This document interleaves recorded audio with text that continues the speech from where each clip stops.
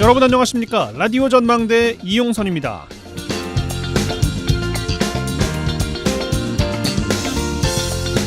21대 국회 마지막 국정감사로 국회가 뜨겁습니다. 오늘은 국회 교육위에서 국감이 열렸어요. 포스코그룹 최정호 회장이 3년 연속 국감의 증인으로 소환됐습니다. 포항에 태풍이 덮쳤을 때 해외에서 사회이사들과 함께 골프를 쳤다는 의혹을 받고 있는데 부정청탁금지법 위반 의혹을 따져서 물을 계획이었습니다. 그런데 최 회장은 국감 출석 앞두고 해외 출장을 떠났습니다. 국감 증인들이 여러 이유로 출석을 피하긴 합니다만 기업 총수로서 국감을 피해간다는 비난은 피할 수 없을 것 같습니다. 정치 국감이라는 비난을 받고 있지만 국민을 대신해서 국회가 견제하고 감시하는 고유의 역할은 중요하니까요. 어쨌든 김행 여가부 장관 후보자의 인사청문회 엑시트에 이어서 포스코 최정호 회장의 국감 엑시트까지 실망감이 좀 커지는 것 같습니다. 오늘 라디오 전망대가 준비한 소식입니다. 지역 소식들 뉴스 브리핑 통해서 들어보고요. 매주 수요일 코너 라전 법정 칭찬해주세요 이어집니다. 잠시 후에 뵙죠.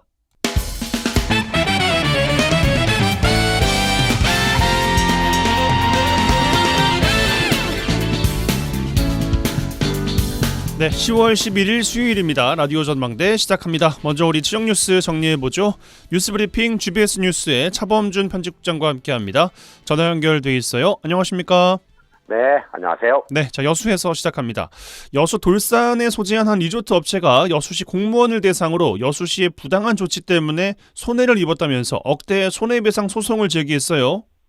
네, 여수시 돌산읍에 소재한 한 리조트 회사가 여수시의 갯바위 사용 허가 취소로 인해 손해를 봤다며 여수시청 공무원들을 상대로 억대의 손해배상 청구 소송을 제기했습니다.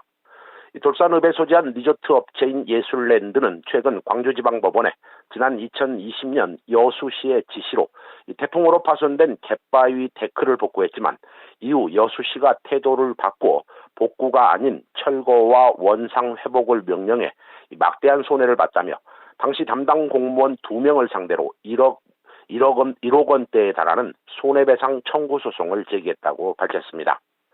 해당 리조트 측은 당시 여수시 담당 공무원들이 회사에 원상 복구 계획서를 제출할 것을 구두로 요청했고 이에 따라 복구 계획서를 접수한 후 피해 복구 작업을 진행했다고 밝혔습니다.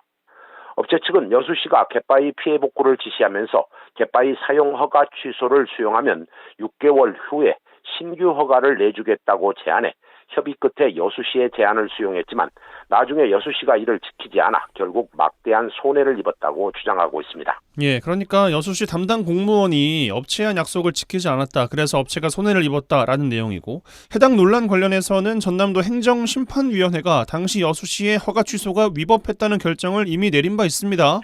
네, 여수시 공무원을 상대로 소송을 제기한 업체는 당시 공무원의 불법적인 제안으로 인해 1차 취소 처분을 다툴 수 있는 기회를 상실했고 2차 불허가 처분으로 인해 더 이상 데크를 설치할 수 없는 손해를 입게 됐다며 소송 제기 배경을 밝혔습니다. 여수 예술랜드 측은 공무원들이 시키는 대로 복구 작업을 했지만 돌아온 것은 재정적인 손실과 사법 리스크였다며 회사의 이미지 실추와 재정적인 피해를 입어 어쩔 수 없이 소송을 제기했다고 밝혔습니다. 해당 사안은 진행자님 언급대로 전라남도 행정심판위원회로부터 여수시가 예술랜드의 갯바위 사용 허가를 취소한 것은 공유수면관리청으로서의 책무를 위반한 것이라며 허가 취소가 위법하다고 밝힌 바 있습니다. 이 정리를 해보면 여수시의 2020년 당시 행정조치가 특정 업체에 재정적인 피해를 줬고 당시 여수시의 행정조치가 불법의 소지가 있어 이 법적 다툼의 대상이 되고 있다는 정도로 상황을 정리할 수 있습니다. 그런데 문제는 업체가 소송 상대로 지목한 대상이 여수시청이 아니라 당시 업무 담당 여수시 공무원 2명이라는 점인데요. 분명한 것은 업체를 대상으로 내려진 여수시의 행정조치가 당시 여수시 공무원 2명의 자의적이고 주관적인 판단에서 내린 조치는 아닐 것이라는 부분입니다. 당시 지역 언론이나 주민들로부터 해당 갯바위 개발과 원상 복구 조치가 자연훼손이라는 취지의 비난이 높았던 점을 감안하면 여수시의 당시 사용 허가 취소 조치가 특정 공무원 개인의 판단에 따라 내린 조치가 아니라 여수시의 정무적인 판단일 가능성이 높습니다. 여수시가 특정 공무원에게 책임을 돌릴 것이 아니라 당시 내려진 행정조치에 대해 적극 해명하고 적절한 대응 조치가 필요해 보입니다. 예. 알겠습니다. 자, 광양으로 가겠습니다. 광양시가 광양읍에 추진하고 있는 청년 행복주택 건립 사업이 사업 대상 지역 주민들과 마을회관 보상 문제로 마찰을 빚고 있어요. 네, 광양시가 광양읍 칠성리 호북마을 일원에 추진하고 있는 청년 행복주택 건립 사업이 호북마을회관의 보상 여부를 두고 주민들과 갈등을 빚고 있습니다. 광양시는 사업 대상 지역 마을회관이 사업 부지에 포함되어 있어 철거하고 인근 부지에 새로운 마을회관을 신축했습니다. 그런데 이 과정에서 호북마을 주민들은 20년 전 마을회관 건축 당시 마을회관 건축 공사비를 일부 주민들이 부담했던 만큼 철거에 대한 적절한 보상이 이루어져야 한다고 주장하고 있습니다. 이 주민들의 마을회관 철거 보상비 요구에 대해 광양시는 건물 전체에 대한 소유권 등기가 광양시 명의로 되어 있는 만큼 보상 대상이 아니라며 보상에 난색을 표하고 있습니다. 이 광양시와 주민들의 이번 보상비의 발단은 지난 2002년 당시 2층 규모의 호북마을회관 건립 과정에서 호북마을과 광양시 간 토지 소유권 확인 소송이 벌어졌고 이 재판부가 마을회관 2층 건물과 토지 등기는 광양시 명의로 하고 2층 건물에 대해 마을 주민들에게 사용권을 보장하도록 하면서 마무리됐습니다. 예, 주민들이 사용권을 갖고 있는 마을회관 2층의 임대 사업이 철거 때문에 중단됐다. 그러니까 보상해달라, 이런 주민들의 요구 같습니다. 이 주민들의 요구에 대해서 광양시 입장도 정리해 볼까요? 네, 마을 주민들은 20년 전 법원이 조정을 통해 마을회관 건축에 1층은 마을 주민들이 공사비를 부담했고 2층은 광양시가 부담하도록 해 마을에서 1층 공사비 4천만 원을 부담했고 광양시가 3천만 원을 지원해 2층 규모의 마을회관을 짓게 됐다는 입장입니다. 마을 주민들은 20년 전 법원이 마을 주민들에게 마을회관 2층 건물의 사용권을 보장한다고 했는데 광양시가 등기가 시명의로 됐다는 이유로 보상에서 제외시킨 것은 불합리한 처사이고 말도 안 되는 논리라며 광양시를 비난하고 있습니다. 특히 마을 주민들은 당시 마을에서 4천만 원을 내놓은 이유가 임대 사업을 하기 위한 목적이었던 만큼 광양시로부터 적절한 보상이 이루어지지 않을 경우 광양시에 건물을 내주지 않을 것이라는 입장입니다. 주민들의 이 같은 보상 요구에 대해 광양시는 주민들이 1층 신축 비용을 부담했더라도 이 건물 전체에 대한 소유권 등기를 광양시 명의로 하는데 주민들이 합의한 만큼 보상 대상이 아니고 건물의 사용권을 주민들에게 보장해 주는 것과 건물 보상권과는 관련이 없다며 단호한 입장을 보이고 있습니다. 이 광양시의 이 같은 단호한 입장에 대해 주민들은 건물을 점유하겠다고 밝히고 마을 차원의 항의 집회를 열겠다며 물러서지 않고 있습니다. 예, 사태가 좀 극단으로 가는 것 같습니다. 어떻게 진행이 될지 좀 더 지켜보죠. 자, 순천으로 가겠습니다. 최근에 순천시 의회가 순천시의 개발행위 기준 평균 경사도를 완화하는 조례를 결국 의결했네요. 네, 순천시 의회가 최근 임시회를 통해 지역 개발 행위 허가 기준의 하나인 경사도 관련 조례를 평균 경사도를 낮추는 내용으로 완화하는 내용으로 개정했습니다. 순천시 의회가 의결한 개정 조례는 관내 개발 행위 과정에서 경사도 조례를 평균 경사도 21도 미만으로 하고 있고 단서 조항으로 경사도 21도 이상의 지역은 개발 행위 허가 구역 내 30% 이하라는 내용으로 지난 4월에 발의된 조례안보다 내용이 많이 완화됐습니다.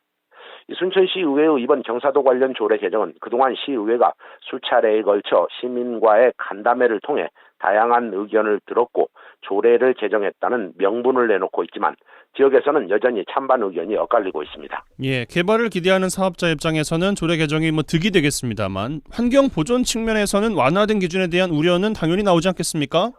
네, 지역건설업계에서는 이번 순천시 의회의 평균 경사도 21도 미만 기준 완화가 지역에서의 각종 개발 행위나 재산권 행사에 도움이 될 것이라며 환영 입장을 냈습니다.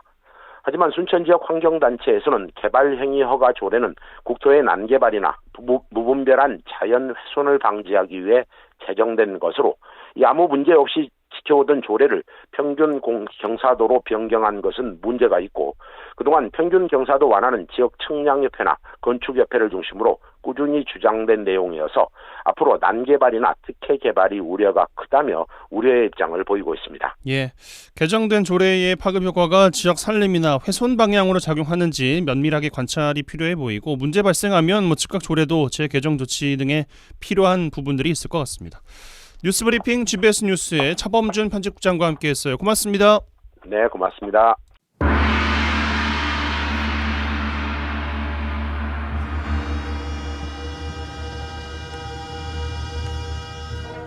라전 법정.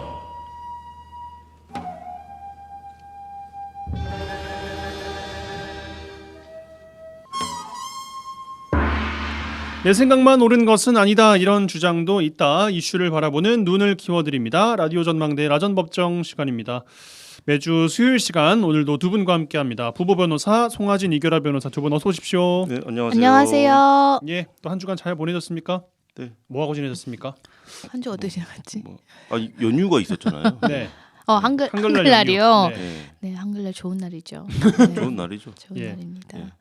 예방 접종을 했어요. 특별한 네. 일이죠. 요즘에 뭐 독감 예방 접종. 요즘에 독감이 진짜 무섭대요. 네. 무섭고 요즘은 독감인지 코로나인지 뭐 다른 또 뭐 증후군인지 모를 정도로 막 그 바이러스가 유행이잖아요. 그래서 저희도 이제 어린 아이도 있으니까 다 같이 이제 독감 예방 접종했고 그 뭐 특별한 일 없네. 예방 접종하는 일이 큰 일인데. 네, 예방접종하고 뭐 연휴에 계속 사무실에 나와서 일을 했기 때문에 별로 연휴가 의미가 없었던 한 주라고 할 수 있겠습니다. 예. 명절이 너무 길었어요. 그러게요. 예. 또 바쁘게 또 한 주 보내신 두 분과 함께 라전 법정 진행해 보겠습니다. 먼저 화재 판결부터 짚어보죠. 이번 주 어떤 판결 주목해 보셨습니까? 우리가 이제 기소유예라고 해가지고 이제 정식으로 어떤 형사 재판을 받지는 않지만 죄는 인정되는 그 처분이 있거든요. 예. 근데 이것도 억울할 수가 있잖아요. 기소유예 처분을 받은 당사자 입장에서는 나는 형사 재판이 아니더라도 이건 어쨌든 혐의는 인정된다는 뜻이거든요. 그래서 혐의는 인정되지만 그냥 검찰에서 선처를 해준다는 의미이기 때문에 난 이것도 억울하다라고 하면 이제는 마지막으로 불복할 수 있는 방법이 헌법재판소에 가는 거예요. 이러한 기소유예 처분이 나의 어떤 기본권을 침해한다라고 하면서 헌법재판소에 불복을 할 수 있는데 좀 재미있는 사건일 수 있는 게 있는데 이혼 소송 중에 이제 주거 침입이 문제가 돼서 실제로 남편이 기소유예 처분을 받은 거예요. 그러니까 주거 침입이 인정된다라고 판단을 받은 거죠. 그래서 너무 억울하다. 나의 행복 추구권 같은 것이 침해가 됐다. 이렇게 하면서 헌법재판소에 갔는데 전원 일치로 맞다. 침해가 맞다. 이거 침입한 게 네. 맞다? 아니, 주거 침입이 아니다. 아니다. 네. 주거 침입으로 보면 안 된다. 네, 그래서 이렇게 이 처분을 결론이 취소해라. 나왔어요. 네, 이런 그러니까 판단이 나와서 한번 좀 가져와 봤어요. 아내하고 같이 살다가 예. 이제 뭐 어떤 사정에 의해서 아내가 이혼 소송을 제기한 거예요. 그리고 아내가 제기한 거예요. 네, 그리고 너 나가 들어오지 마 이렇게 했는데 이제 비밀번호 누르고 들어갔는데 예. 이것이 주거 침입이냐 아니냐 이게 내 집에 내가 들어갔는데 왜 주거 침입이냐? 그렇죠. 이렇게 근데 이제 얘기하시죠. 검찰에서는 주거 침입이 맞다. 하지만 사안이 경미하고 뭐 이러쿵 저러쿵 하니까 기소는 안 할게. 일단 기소유예 처분으로 끝내줄게라고 했는데 이 남성분은 기소유예 처분 자체도 나는 부당하다라고 해서 이제 헌법재판소에 낸 겁니다. 그러니까 사실은 이제 주요 내용은 그렇습니다. 그러니까 일방이 이혼을 청구하고 그러니까 상대방 배우자의 공동 주거 출입을 금지한다고 해서 곧바로 그 상대방이 공동 거주자의 지위에서 이탈한다거나 배제한다라고 보기는 어렵다. 그리고 뭐 출입 당시에 뭐 객관적으로 외형적으로 드러난 어떤 행위 태양, 그러니까 내가 원래 살고 있던 집 비밀번호는 당연히 알고 있을 거 아닙니까? 예. 그거 누르고 들어간 게 뭐 바로 뭐 주거 침입죄에서 말하는 침입에 해당한다라고도 볼 수 없다. 이런 뭐 좀 사례가 있어서 네, 우리가 이제 주거 침입을 판단할 때 그거거든요. 사실상 어떤 그 주거의 평온한 상태를 침해했느냐 이걸 보는 건데 물론 이제 이 기사 내용을 듣고 그럼 이혼 소송 중에 뭐 이렇게 뭐 비밀번호 알고 있는 비밀번호 이렇게 눌러서 들어가면 무조건 주거 침입 아니다. 이건 아니에요. 맥락을 따진 걸 네, 테니까. 이 사안에서는 실제로 이제 비밀번호를 바꾸기 전에 이제 그 비밀번호 알고 있었고 한 2주 전쯤에 이제 오지 마시오라고 했는데 그 사유도 내가 코로나에 걸려서 격리 중이니까 집에 오지 마라. 이제 이런 취지였고 그러니까 그러한 점에서 봤을 때 A 씨라고 할게요. 이 A 씨의 행위가 그 이제 피해자인 아내의 뭐 주거의 어떤 평온한 그걸 침해했느냐 그 지경에 이르렀다고까지는 보기는 힘들다. 그런데도 불구하고 이거를 주거 침입을 인정해서 기소유예 처분을 한 것은 부당하다라는 취지인 거죠. 그러니까 예. 사안별로 좀 다를 수는 있어요. 근데 이 사안에서는 그 A 씨의 짐이라든지 옷이라든지 이런 게 물건이 전부 다 아직 집에 있었나 봐요. 그러니까 아직 소송 중이니까. 그렇죠. 그래서 예. 그런 것들까지 참작이 된 것 같은데 그렇지 않고 만약에 뭐 소송한 지가 꽤 오래됐고 완전히 별거 상태가 된 지가 오래됐고 짐도 다 뺀 상태인데 이제 술 먹고 화가 나서 뭐 쳐들어갈 수도 있지 않겠습니까? 그런 문제가 될 수도 경우에는 있겠고. 주거 침입에 해당할 수도 있어요. 그러니까 이혼 소송 중에도 무조건 와이프 집에 가도 되는구나 이렇게 생각하시는 건 좀 위험할 수 있습니다. 예. 알겠습니다. 화재 판결로 짚어봤습니다. 자, 주제로 넘어가겠습니다. 참 이런 일이 왜 자꾸 일어나는지 모르겠는데 한글날 전날이었습니다. 그러니까 연휴였는데 어떤 사람이 길가에 걸린 태극기를 떼서 불을 붙였어요. 그러고는 다 탈 때까지 사진으로 찍어서 이거를 SNS에 올렸습니다. 그리고 나서는 쓴 내용이 태극기를 볼 때마다 화가 나서 견딜 수가 없다. 왜 화가 나는지 저는 그게 좀 이해가 안 되는데 경찰이 작성자를 추적 중이라고 하는데 근데 단순히 태극기를 불태웠다 뭐 저 사람 이상하네라고 넘길 것이 아니고요. 이 국기 모독죄라는 게 있다고 합니다. 국기 모독죄 생소한 분들도 계실 것 같은데요. 오늘 이 이야기 해보겠습니다. 먼저 준비된 꽁트 듣고 오시죠. 와, 드디어 결승전에서 우리나라가 일본이랑 붙었네. 대박. 어디서 축구 결승 한인전 응원한다 그랬던 것 같은데? 여기 있다. 아, 시청 앞 사거리에서 모인다. 오, 알겠어. 오늘 저녁에 신나게 응원 한번 해보지 뭐. 와, 뭐야, 사람들 진짜 많이 모였네. 나도 대한민국. 에이, 그 아가씨. 저요? 왜요? 아, 자리가 너무 좁으시구나. 제가 좀 더 비킬게요. 아니 그것이 아니고 옷이 그게 뭐여? 할아버지 제 옷이 뭐 어때서요? 아니 우리 안중근 의사께서 혈서를 쓰셨던 그 태극기를 옷을 해갖고 입어? 이런 망할 거. 도대체 나라가 어떻게 돌아가는 거예요? 그것도 그렇게 짧게 말이야. 배가 훤하게 다 드러나고 말고 망조에 망조. 할아버지 자세히 들으셨네. 할아버지 조선시대에서 오셨나 보다. 한일 월드컵 때도 우리 다 이렇게 입고 다녔어요. 그리고 우리 대학 때는요 집회할 때 미국 국기 태우고 그랬어요. 뭐가 이상해요? 할아버지는 이렇게 사람 많은데 나오지 마세요. 뭐가 어쩌고저쩌 이런 개나리 십장생 같은 것이 저는 우리 국민도 아니야. 여기까지. 분노가 많으신 할아버지. 더 했다가는 약주하셨나요? 화가 많으실 것 같아가지고 방송 사고가 날 지경인 것 같습니다. 예. 국기 모독죄에 대한 이야기 참 어떤 이야기들이 펼쳐질지 저도 좀 개인적으로 궁금한 주제인데요. 저희는 잠시 광고 듣고 와서 이야기 풀어드리겠습니다. MBC 라디오 여수 MBC 라디오 전망대 함께 하고 계십니다. 매주 수요일 코너 라전법정 부부 변호사 송하진 이결아 변호사 두 분과 함께하고 있습니다. 자, 오늘 이야기 나눌 주제 잠깐 앞에서 소개해드렸는데 국기 모독죄라는 이야기입니다. 이번에 앞서 소개해드렸던 것이 태극기를 불태운 사진을 올린 사람을 경찰이 국기 모독죄를 잡아서 적용할 거다 뭐 이런 이야기가 나오던데 국기 모독죄에 대한 설명을 먼저 좀 해주시면 좋겠습니다. 이 국기 모독죄는 형법에 정식으로 있는 죄명이에요. 그래서 105조에 있는데 이 국기 모독죄는 1953년 우리 형법이 제정될 당시부터 있었던 거고요. 여기 이제 정식 명칭은 국기 국장의 모독이에요.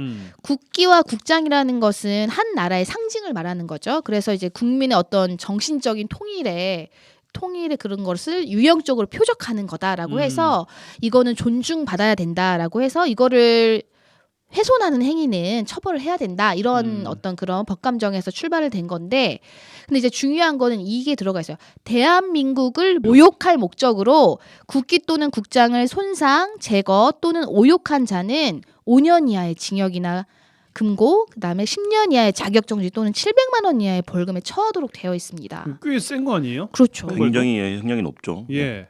근데 국기는 알겠는데 국장은 그렇죠. 뭐예요? 국기는 뭐 우선 뭐 국기는 뭐 다들 아시겠지만 뭐 태극기같이. 국가를 상징하는 어떤 일정한 형식에 따라서 제작된 기를 말하고, 근데 국장은 한 나라를 상징하는 어떤 공식적인 표장을 통틀어서 이르는 말입니다. 그러니까 우리나라를 상징하는 어떤 뭐 봉황이 될 수도 있고 이제 국가를 상징하는 어떤 문양이 될 수도 있고 그렇겠죠.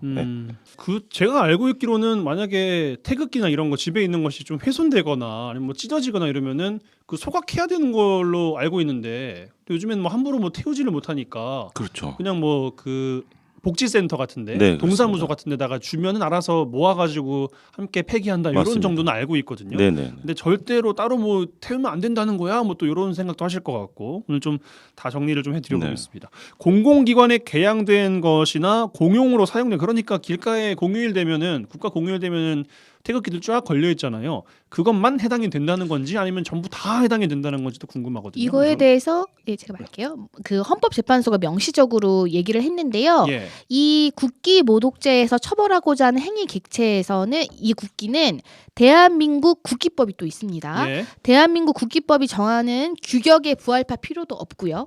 공용에 공하는 국기일 것을 요하지도 않고 그 소유권자가 누구인지도 불문합니다. 그러니까 이게 뭐 꼭 어떤 공적인 기관에서 뭐 개항한 국기만 해당되는 것이 아니에요. 그러니까 내가 가지고 있는 개인적으로 가지고 있는 국기라고 하더라도 네. 이걸 대한민국을 내가 모욕해야겠다 이런 목적을 가지고 이거를 태우거나 뭐 훼손시키거나 하는 행위를 했을 때는 이 법을 적용해서 처벌하겠다는 거죠. 예, 그러니까 소유 관계도 불문한다는 게 내 소유의 국기도 그렇게 훼손해서는 안 된다라는 내용으로 이해를 하시면 되겠어요. 일단 타인의 건 말할 것도 없겠죠. 예. 아니 우리 집에 있는 거 그거 좀 훼손돼 가지고 내가 태웠는데 어쩔 것이요. 뭐 이렇게 이야기해도 아, 안 목적이 된다는 거예요? 없겠죠. 예, 모욕할 목적이 대한민국 없으니까. 모욕할 아까 목적이 없겠죠. 국기 모독죄에 나오는 그 첫 번째 문구가 이거예요. 대한민국을 모욕할 목적으로 국기 또는 국장을 손상할 때 성립하는 범죄이기 때문에 근데 방금 집에서 뭐 이거 가지고 있던 국기가 좀 많이 훼손되고 낡아서 내가 이걸 뭐 어떻게 뭐 쓰레기통에 버리긴 좀 그래서 내 나름대로 뭐 좋은 의도로 가지고 태웠다 그러면 국기 모독죄까지는 가지는 않을 수는 있겠지만 어쨌든 좀 그 행위 자체는 문제가 될 수는 있습니다. 예. 그러면은 그 국기라는 것은 우리나라 국기만 된다는 거예요? 아니면은 다른 나라 국기도 해당이 되는 건지? 다른 나라 국기도 태우면 안 예, 되죠. 다른 나라 것도 안 돼요? 예, 형법에 별도로 또 규정이 있어요. 그러니까 외국의 국기, 국장의 모독. 또 내용은 똑같아요. 외국을 모욕할 목적으로 그 나라의 공용에 공하는 국기 또는 국장을 손상, 제거, 오욕한 자는 2년 이하의 징역이나 금고 300만 원 이하의 벌금에 처한다. 이렇게 규정이 돼 있고 그러니까 형량은 어쨌든 우리나라 국기를 훼손한 것보다는 훨씬 낮지만 어쨌든 징역형까지 이렇게 있고요. 예. 예, 다만 이제 반의사불벌죄입니다. 그러니까 그 해당하는 외국 정부가 뭐 처벌을 원치 않는다라는 의사를 표시하면 어떤 처벌할 수 없는 범죄로 이렇게 규정이 돼 있습니다. 어쨌든 처벌받죠. 뭐 꽁트 사례에서도 뭐 태극 아니 그 미국 국기. 국기를 태웠다. 예. 이거 당연히 문제될 수 있죠. 실제로 처벌된 사례가 있었어요. 그래요. 2003년경에 그때 당시 한 총련 학생이 이제 성조기 개항되어 있는 그 성조기를 내려가지고 불태웠어요. 그래서 그때 이 사람이 19세여가지고 장기 6개월에 단기 3개월로 실형이 선고된 사례가 있거든요. 예. 그래서 실제로 이제 뭐 국기 모독죄로 이제 처벌된 사례는 거의 없는데 이 외국 국기 이게 이제는 미국을 모욕할 목적이 좀 충분히 인정된다라고 해가지고 실제로 그렇게 처벌이 된 사례도 있습니다. 네, 2003년 이제 말씀이신 네, 것 같은데 네, 네. 20년이 이제 지나서 다시 한번 또 이런 일이 발견이 되어서 어떻게 좀 처리가 될 것이냐 좀 많은 분들의 좀 관심이 쏠려 있는 것 같습니다. 근데 그 모욕할 의도라는 것이 아니 뭐 내가 생각은 그렇게 했는데 그걸 어떻게 또 입증할 것이냐 뭐 다른 사람이 들었다라고 하면 그거는 뭐 다 모욕하는 것이 인정이 되는 거냐 그 범위가 조금 모호하다고 할 수 있지 않을까요? 그래서 실제로 이 형법 105조를 적용해서 국기 모독죄로 처벌된 예가 거의 없는데요. 왜냐하면 이게 이른바 목적범이에요. 예. 그러니까 우리가 범죄를 저지를 때는 과실로 이제 사람에게 해를 끼치는 경우도 있지만 이제 고의를 가지고 저지르는 범죄들이 대부분이잖아요. 네. 근데 이 국기 모독죄는 목적까지 인정이 돼야 돼요. 고의뿐만 아니라 내가 이런 국기를 훼손한다라는 고의뿐만 아니라 나는 대한민국을 모욕하고 싶어. 내가 이러한 행위를 하는 것은 그 모욕하는 행위를 이렇게 국기를 훼손하는 행위로 내가 그걸 보여주겠다. 그런 목적이 분명히 인정이 돼야 되니까 이걸 되게 입증하기가 힘들거든요. 그래서 대부분 목적이 인정되지 않는다라는 이유로 처벌이 안 되고 있거든요. 그래서 이 목적이라는 거는 근데 뭐 내가 뭐 말로만 목적 그 뭐 모욕하려고 한 건 아니에요. 이것만으로 사실은 면피할 수 있는 건 아니죠. 그 사람이 그 행위에 이르게 된 과정, 그다음에 그러한 행위를 하면서 한 발언이나 아니면 그 사람의 그동안의 행적 뭐 이런 것들을 다 통틀어서 이 사람이 단순한 분노의 감정 표출 정도를 넘어서서 어떤 자기의 정치적인 이념이나 아니면은 자기의 뭐 어떤 사상과 맞지 않은 행위에 대한 걸 보여주기 위해서 뭔가 이제 대한민국이라는 나라를 모욕하려고 했다라고 충분히 인정될 만하다고 하면 이 법을 적용해서 처벌하겠다는 거죠. 우선 그러니까 모욕할 의도가 있어야 된다라는 게 애매하고 모호하다. 범위가 모호한 거 아니냐라는 질문을 해주셨는데 그게 참 좋은 질문인 게 사실은 그게 문제가 돼서 헌법재판소까지 올라갔어요. 이게 형벌 조항이잖아요. 형벌 조항은 명확성의 원칙을 반드시 지켜야 되거든요. 그러니까 이 금지하고 있는 행위가 무엇인지 명확하게 파악이 돼야 돼요. 의미가. 근데 그렇지 않으면 위헌이거든요. 근데 이것 때문에 실제로 헌법재판소에서 2019년에 판결을 한 사례가 있습니다. 그래서 이 모욕할 의도 이것이 너무 뭐 불명확해서 이게 위헌 아니냐라는 게 문제가 됐었는데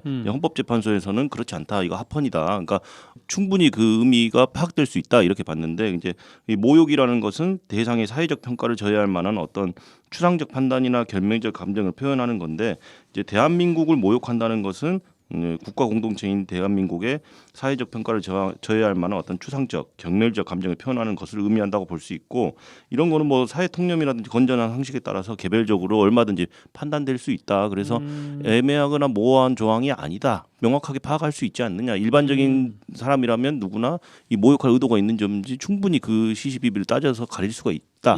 이렇게 본 거죠. 그러니까 일반론적으로 이 정도면 모욕이지 뭐 그걸 또 물어봐 뭐 이런 정도인 것 같은데. 근데 그게 만약에 자국에 국기면은 문제가 안 될 수가 있는 건데 예를 들어서 그 미국 성조기 태운 사례도 말씀하셨잖아요. 근데 보통 뭐 한미 간의 관계에서 우리나라의 어떤 태도가 좀 아쉽다. 우리나라 정부의 태도가 아쉽다. 혹은 상대 국가가 우리나라 국가에게 대하는 태도가 좀 아쉽다. 만약에 이렇게 판단할 수가 있잖아요. 그렇죠. 그래서 미국의 국기를 만약에 태웠어요. 근데 이것은 미국을 모욕하려는 것이 아니라 우리나라의 뭐 자긍심을 높이기 위한 어느 정도 퍼포먼스였다. 이렇게 하면은 모욕은 반의사 불벌죄에 따라서 미국 정부의 판단과 의지가 중요하다고밖에 볼 수 없는 거예요. 그러니까 미국 정부의 의지가 가장 중요하고요. 예를 들어서 처벌을 원치 않습니다라고 한마디 해버리면 더 이상 수사 자체도 할 수가 없어요. 그냥 그때 끝나는 건데 이제 이 그러니까 모욕이라는 측면에서 그렇죠. 근데 이제 뭐 모욕할 의도가 있었느냐 없었느냐 이거를 뭐 따져 보게 된다라면 이제 전반적인 어떤 행위 상황을 봐야겠죠. 이렇게 행위를 하게 된 이유 그리고 실제로 어느 정도로 훼손을 하거나 오욕을 했는지 뭐 그런 것들을 종합적으로 판단해서 결정할 수밖에 없겠죠. 네. 알겠습니다. 꽁트 또 다시 한번 좀 살펴보면 젊은 여성분이 한일전 결승전에 응원한 것까지는 좋았는데 성조기 태웠던 거 사례도 이야기를 했지만 그것보다도 태극기로 옷을 좀 해입으신 모양이에요. 그것도 먼저 짧게라고 하면서 할아버님이 불편한 기색을 좀 내비쳤는데 이거는 태극기를 훼손한 거냐 아니냐 뭐 이런 이야기를 또 할 수가 있을까요? 그렇죠. 뭐 영감님이 굉장히 화가 나셨잖아요. 목적이 인정되기 힘들겠죠. 목적이 인정되기 모욕하려고 한 것 같지는 않잖아요. 그렇죠. 모욕할 의도가 있어야 되는데 이 대한민국을 열심히 응원하기 위해서 뭔가 자랑스러워서. 이렇게 좀 멋지게 해보려고 이제 태극기로 옷을 만들어 입은 사안인 것 같은데 모욕할 의도가 없었기 때문에 이제 당연히 국기 모독죄까지는 가지 않을 것 같고. 근데 뭐 과다 노출 뭐 적용해 보려면 경범죄? 경범죄 과다 노출 뭐 더 나아가서 막 정말로 그랬다면 뭐 공연 음란까지도 뭐 생각해 볼 수는 있지만 태극기를 옷처럼 했다라는 행위만으로 이 사람한테 대한민국을 모욕할 목적까지 있었느냐를 유추하기에는 좀 힘들죠. 근데 그러니까, 만약에 이 사람이 그러한 발언 내지는 평소에 어떤 뭐 그런 행동을 많이 했던 사람이다라고 한다면 또 이제 국기 모독으로 또 몰고 갈 여지도 있는 거죠. 그러니까 뭐 옷을 만드는 과정에서 뭐 재단을 하고 좀 잘라야 되고 뭐 이럴 수도 있잖아요. 어쨌든 좀 훼손이 되겠죠, 당연히 태극기가. 근데 그런 의도가 이거를 뭐 태극기를 모욕하고자 한 게 아니라 이 거리 응원, 길거리 응원하려고 지금 뭐 한 거였잖아요. 지금 꽁트 상황 같은 경우는. 그래서 그런 의도를 봤을 때는 국기 모독죄까지는 가지는 않을 것 같습니다. 알겠습니다. 국기 모독죄 이야기 하다 보니까 연장선에서 좀 생각이 나는 것이 뭐 비슷한 건지는 모르겠습니다만 국가 모독죄 그리고 국가 원수 모독죄 뭐 이런 말도 들어본 것 같아요. 이거는 같은 의미로 해석하면 되겠습니까? 아니면 전혀 다른 의미입니까? 실제로 국가 모독죄라는 게 있었습니다. 그런데 이게 1988년 12월에 폐지가 됐는데요. 그때 이제 폐지된 사유가 뭐냐면 정치적 악용 우려가 크다. 왜냐하면 내가 정치적으로 좀 배척하려는 세력일 때 이제 이걸 숙청하기 위해서 국가 모독이라고 몰아갈 수 있는 거예요. 반국가적인 것은 모두 다 국가 모독죄라고 할 수 있으니까. 그러면 이게 완전히 좀 무섭잖아요. 그래서 이게 1988년 12월에 완전히 폐지가 됐었고 그리고 헌법재판소까지 이 폐지와 상관없이 그 이후에 헌법재판소에서 국가모독죄는 표현의 자유를 과도하게 제한하기 때문에 위헌이다라는 판결도 했습니다. 이 사건은 왜 이제 헌재가 이미 폐지된 법에 대해서 왜 판결을 했었냐면 노예수첩 필화 사건이 이른바 있었어요. 네. 그래서 이때 이 주인공인 시인 양성우 씨가 예전에 그 국가모독죄 법을 적용을 해서 자기가 처벌을 받은 적이 있었던 거예요. 그래서 이거는 내가 이 법을 적용해서 내가 처벌받은 거는 이 법 자체가 잘못됐다라고 해가지고 이제 위헌법률심판 제청을 했었고 이게 재판관 전원 일치 의견으로 이 법이 이미 폐지된 것과 상관없이 왜냐하면 이미 이걸로 처벌받은 사람이 있었기 때문에 이거는 표현의 자유를 과도하게 제한한다라고 해서 그리고 실제로 이게 형량도 엄청 셌거든요. 예. 내국인이 국가나 국가 기관을 모욕 또는 비방하거나 허위 왜곡 사실을 유포할 경우 7년 이하의 징역이나 금고에 처하도록. 와. 그러니까 뭐 벌금형도 없어요. 그러니까 그냥 몰아갈 수 있는 거예요. 뭐 약간 정부에 조금 반정부 세력이거나 아니면 좀 숙청해야 되는 대상이면 얘가 국가를 모독했어. 국가 기관을 모독했어. 이런 식으로 그냥 얼마든지 엮어버릴 수가 있어서 88년에 폐지가 됐었고 실제로 이제 헌법재판소에서도 위헌이라고 결정을 한 거죠. 예. 그럼 국가 원수 모독죄도 같은 네, 그 같은 맥락인 같은 거예요. 개념이었어요. 그러니까 사실은 술자리에서 뭐 대통령 욕을 한다든지 그럼 음. 잡혀가는 시절도 있었지 않습니까? 예. 그러니까 뭐 그럴 살아보진 않았습니다만은. 예, 뭐 저도 살아보지는 않았습니다만 어쨌든 그런 것들이 실제로 굉장히 많이 악용됐잖아요. 그 정부에서 어떤 폭력적인 정치를 하기 위해서. 근데 그런 것들이 사실은 뭐 국가의 안전과 이익, 위신 뭐 이런 목적에 의해서 만들어진 법인데 그 헌법재판소에서 뭐라고 했냐면 그 의미 자체도 굉장히 불명확하다. 예. 국가의 안전과 이익, 뭐 위신 이게 무슨 뭐 어떤 의미가 있는지도 모르겠고 사실은 그리고 뭐 적용 범위도 너무 광범위하잖아요. 그러니까 국가나 국가 원수를 모독하면은 뭐 처벌된다라는 규정이기 때문에 뭐 제한되는 행위 자체도 너무 광범위해서 표현의 자유도 너무 과도하게 제한을 하고 있다. 그리고 그 별도로 사실은 어떤 국가보안법이라든지 군사기밀보호법이라든지 별개의 법률들이 다 있잖아요. 거기서는 거기서 이미 국가의 안전과 독립을 지키기 위해서 다수의 처벌 규정이 있는 점 이런 것들을 봤을 때 별도로 이 조항을 이렇게 형법에 이렇게 규정을 해가지고 놔둘 필요가 없다라고 해서 위헌이라고 판단이 됐고 국민들이 뭐 비판을 할 수도 있고 부정적인 판단을 뭐 할 수도 있지 않습니까? 얼마든지. 근데 그것을 뭐 이렇게 그걸 가지고 형사처벌을 한다? 이건 사실은 자유로운 비판과 참여를 보장하는 민주주의 정신에도 위배된다. 이런 내용들을 좀 들면서 사실은 여러모로 봤을 때 완전히 위헌인 조항이다. 이렇게 판결을 내린 것이죠. 예. 그러면은 그 다시 돌아와가지고 국기모독죄는 그 앞서서 위헌이라고 됐던 것과 크게 차이가 없다고 봐도 되겠습니까? 국기모독죄는 그럼 지금 상태에서는 온전한 것이냐라는 질문을 드릴 수가 있는 것 같은데. 아까 이제 국기모독죄도 헌법재판소에 갔다고 했잖아요. 예, 그 사건이 나왔다고 하셨잖아요. 네, 그 사건이 있어요. 2015년에 이제 세월호 추모 집회가 있었는데 그 집회에 참석했던 어떤 한 사람이 이제 이렇게 종이로 되어 있는 그때 이제는 이제 차량으로 이제는 그 집회를 못하게 막으니까 이 사람이 그때 당시에 이제 종이로 되어 있는 걸 불을 라이터를 켜서 그걸 태운 거예요. 예. 그래서 그때 이 사람을 국기모독죄로 구속 영장 청구까지 했었는데 기각이 됐었고 그랬군요. 1, 2심은 다 무죄를 선고를 했었고 이 사람이 이제 그것과 별개로 위헌법률 심판 제청을 신청한 거예요. 나한테 이 법을 적용하는 것 자체가 문제가 돼 있다 했는데 결국에 그래서 헌법재판소가 국기모독죄가 자체는 헌법에 관하지 않는다. 근데 결국에 이 사람은 대법원까지 가서 무죄가 확정이 됐거든요. 근데 이제 그것과 별개로 뭐 예전에 있었던 국가모독죄처럼 이 뭐 국기모독죄의 어떤 명확성 원칙에 반해서 뭐 국민이 어떤 행위를 해야 이 법을 위반하는지를 정확히 모르겠다 이런 측면도 없고 또 뭐 표현의 자유를 과도하게 침해하는 측면도 없고 뭐 이제 그런 것들 때문에 이제 이거는 헌법적으로는 문제가 없어서 이 조항을 뭐 바꿔야 된다거나 아니면 폐지해야 된다 이런 필요성은 없다라고 본 거여서. 물론 뭐 사실은 국기모독죄로 처벌된 사례가 없어요. 그 목적 그 부분 때문에. 네, 근데 모호하기 때문에. 그럼 처벌된 사례가 없다고 해서 없어야 되는 건 사실은 아니잖아요. 그렇죠. 그래서 이제 그런 측면에서 아직까지도 유지되고 있는 것 같아요. 네. 그러면 마지막 질문을 드려야 될 것 같은데 처음 소개해드렸던 우리가 이 이야기를 시작하게 된 그 계기가 됐던 사건 있잖아요. 아, 예. 이번에 그 태극기를 그냥 불태워가지고 SNS에 올리면서 근데 어느 정도는 그 본인이 내용을 그렇게 또 밝히신 것 같습니다. 네. 촉발되면 국기모독죄로 처벌이 될 거라고 보십니까? 당연히 처벌이 돼야겠죠. 그러니까 저도 그거를 인터넷 뉴스로 접해서 봤는데 태극기 볼 때마다 화가 나서 견딜 수가 뭐 없다고. 한두 개를 태운 게 아니라 몇 개를 다 이렇게 수집을 해가지고 이렇게 불태웠다라고 하면서 그걸 또 자랑하는 내용으로 SNS 게시까지 했더라고요. 그러니까 이게 상당한 어떤 관종인 것 같은데 이 사실은 이게 뭐 태극기를 보면 화가 난다. 화가 나서 태웠다는 걸 자기가 자인한 거 아니에요. 그러니까 당연히 어떤 뭐 국기를 모욕할 모욕이 의도가. 근데 화가 났지 네. 모욕은 안 했다. 뭐 이렇게. 화가 나서 태운 거는 우리가 일반적으로 생각해 볼게요. 화가 나서 태운 거랑 뭐 이제 아까 말씀하신 것처럼 뭐 예를 들면은 뭐 좀 더러워서 이게 좀 훼손이 많이 돼서 이제 새로 구입하려고 이렇게 소각을 한 거랑은 완전히 다른 이유잖아요. 그러니까 화가 나서 몇 개를 더 수집해서 뭐 내가 이렇게 태웠다. 그 모욕할 목적 자체를 이미 자인하고 있는 거 아니겠습니까? 이 사람은 반드시 처벌돼야겠죠. 네. 저는 좀 생각이 달라요. 네. 좀 다른 생각이에요. 다를 수 왜냐하면 있죠. 아, 이거 네. 바로 저기 뭐 압수수색 해야죠. 저기 한동훈 법무장관 그 좋아하는 압수수색 해야죠. 잘못했는데요.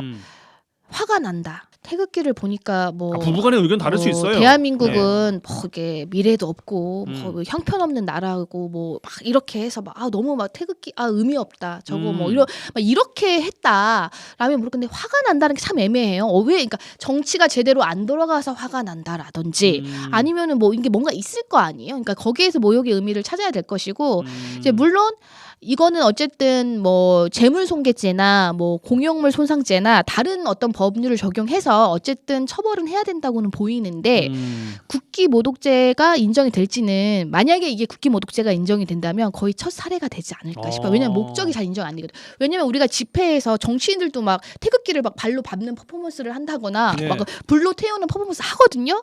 근데 그래서 막 고발도 많이 당해요. 근데 실제로 처벌은 안 돼요. 대부분 다 여기서 막혀요. 목적은 인정되지 않는다. 단순한 어떤 자기의 어떤 뭐 정치적 의사를 표현하는 과정에서 뭐 분노의 감정을 뭐 극대화하려고 표현한 거지 뭐 대한민국을 막 모욕하겠다 이런 것까지는 잘 인정이 안 된다라고 항상 그 수사 단계에서 멈췄거든요. 근데 만약에 이 사건이 송 변호사 말씀하신 것처럼 더 이제 그런 부분을 수사가 돼서 이 사람이 대한민국 자체에 대해서 막 혐오 감정이 엄청 있는 사람이었다. 해서 그걸 드러낸 거라고 한다면 당연히 처벌되겠죠. 그렇죠. 네. 그러니까 결국에는 모욕할 의도가 있었는지 없었는지가 굉장히 쟁점이 될 수는 있어요. 근데 이제 게시글 올려놓은 거 보니까 막 굉장히 조롱하는 듯한 내용으로 이렇게 올려놓고 뭐 화가 났다라는 표현만 단순히 있는 게 아니라 뭐 또 어디 뭐 수집하고 더 태워야지 뭐 이런 내용들로 봤을 때는 처벌돼야 되겠네요. 이놈은 내가 잡아서 좀 처벌을 해야 되지 않는가 개인적인 생각입니다. 예. 네. 결국은 오늘 쟁점이었던 모욕 목적을 어떻게 입증할 것이냐 이제 이게 또 관건이었던 것 같습니다. 그리고 부부 변호사도 생각은 다를 수 있다라는 것까지 라전 법정 부부 변호사 송하진 이결하 변호사 두 분과 함께했어요. 두 분 고맙습니다. 예, 감사합니다. 네. 잘했군 잘했어 잘했군 잘했군 잘했어 그러게 내 영감이라지 잘했군 잘했어 잘했군 잘했군 잘했어 그러게 내 마누라지. 지역의 온기를 불어넣습니다. 라디오 전망대 칭찬 릴레이 캠페인 칭찬해주세요 시간입니다. 이미지 리포터 나와 계세요. 어서 오십시오. 네, 안녕하십니까? 자, 오늘 소개할 봉사단 어머니의 마음으로 지역 청소년들을 돌보는 봉사단체라고요. 네, 오늘은요 순천 지역의 위기 청소년들을 지원하고 교육지원청이나 경찰서와 함께 청소년들에게 취약한 다양한 범죄 예방 캠페인을 펼치면서 이 지역 청소년들을 돌보고 있는 순천경찰서 참수리 어머니회 박현주 회장을 만나봤습니다.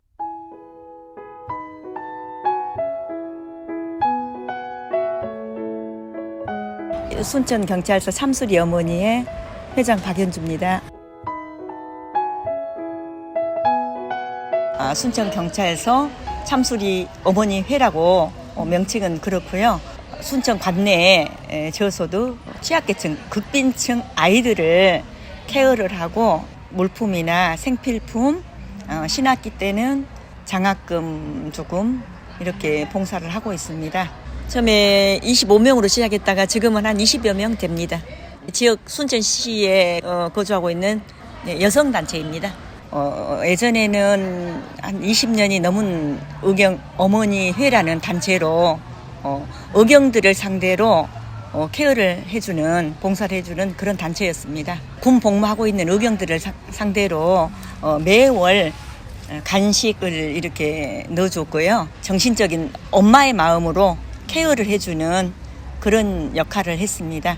혹시나 군에서 뭐 이렇게 탈선한다든지 탈영한다든지 정신적인 좀 엄마의 마음으로 이렇게 케어를 해주는 그런 단체였습니다. 그 단체가 의경이 폐지되고 난 다음에 저희들이 이 봉사단체를 참 아쉽다, 끝내기는 아쉽다 그래가지고 다시 이렇게 결성된 게 참수리 어머니입니다. 이번 추석에도 또 선물을 하셨다면서요? 결손 가정이나 조손 가정, 또 이렇게 한부모 가정, 다문화 가정 굉장히 저희들이 보면 안타깝고 순천사랑 상품권 10만 원권 하고 삼겹살 조금 준비해가지고 이렇게 전달을 했습니다.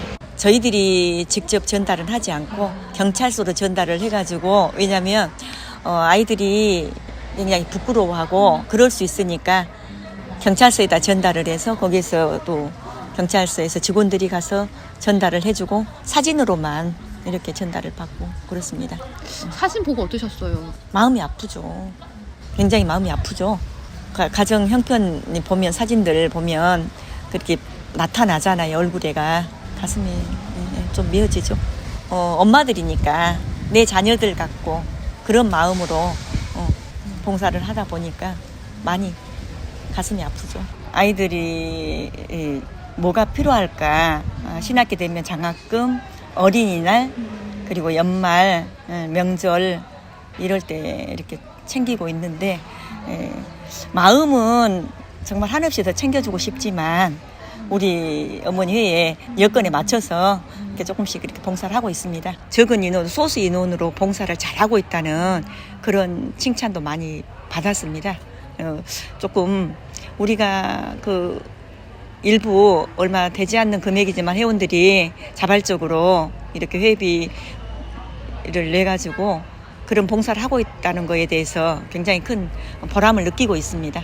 우리도 자식을 키우는 엄마의 부모의 마음으로 애들을 바라볼 때 너무 가정 환경이 정말 어렵습니다. 그리고 부모들이 이렇게 아파있다든지 암이라든지 뭐 이런 상황이더라고요. 그걸 보면 너무 안타깝고 아이들이 그냥 평범한 것인데 그 아이들은 그런 걸 누릴 수 없는 마음이 아팠습니다. 하시면서 기억에 남았던 게 있으세요? 의경 때는 우리 그 대원들을 데리고 이렇게 여름이면 물놀이도 하고 송강사 사찰을 찾아서 그런 행사도 진행을 하고 그랬어요. 그런 활동을 할 때 애기들이 그래도 군이잖아요. 군 생활이잖아요. 이렇게 얽매여 있다가 하루쯤 밖으로 나가면 굉장히 좋아합니다. 그리고 이제 저희들 아들 같으니까 자식들 같으니까 가서 물놀이 하고 음식 준비해가지고 가서 이렇게 닭구이도 같이 하고 놀이를 하니까 굉장히 좋아했습니다.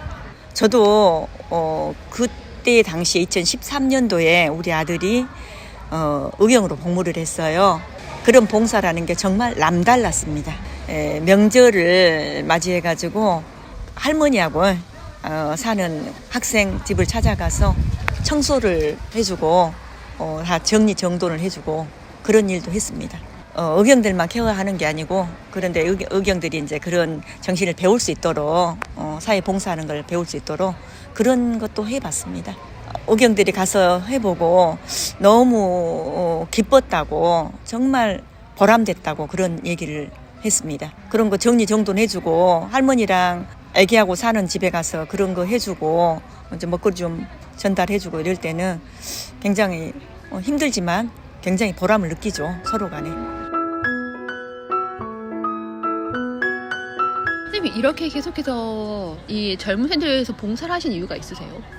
아니 사람이 이렇게 살아가면서 무언가 내 작은 이렇게 정성이 모여서 이렇게 훈훈해질 수 있다면 아이들 저소득 극빈층 아이들 가슴에 좀 훈훈해질 수 있다면 좋지 않는가요? 보람된 일이라고 생각이 되고 그래서 하게 됩니다.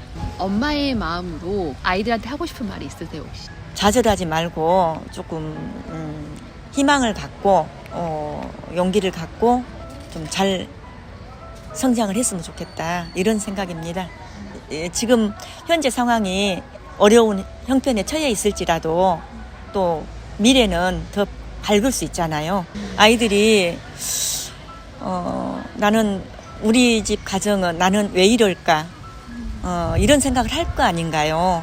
그래도 사회 어느 곳곳에 아이들에게 이렇게 작은 정성이나마 이렇게 손길이 미칠 수 있어서 그 아이들의 마음이 훈훈해지고 그다음에 이제 미래에 조금 더 아이들이 길을 펴고 살 수 있는 그런 발판이 됐으면 좋겠다 이런 생각을 해봅니다.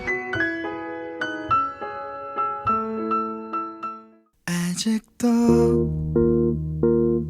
너의 소리를 듣고 아직도 10월 11일 수요일 라디오 전망대 오늘 준비한 소식은 여기까지입니다. 오늘도 고생 많으셨습니다. 내일의 기억을 걷는 시간 흐르고 있습니다. 노래 짧게 들으시고요. 내일 저녁 6시 5분에 다시 뵙죠. 이용선이었습니다. 아직도 너의 모습이 보여 아직도 너의 온기를 느껴 오늘도 난 너의 시간 안에 살았죠. 길을 지나는 어떤 낯선 이의 모습 속에도 바람을 타고 쓸쓸히 춤추는 저 낙엽 위에도 뺨을 스치는 어느 저녁의 그 공기 속에도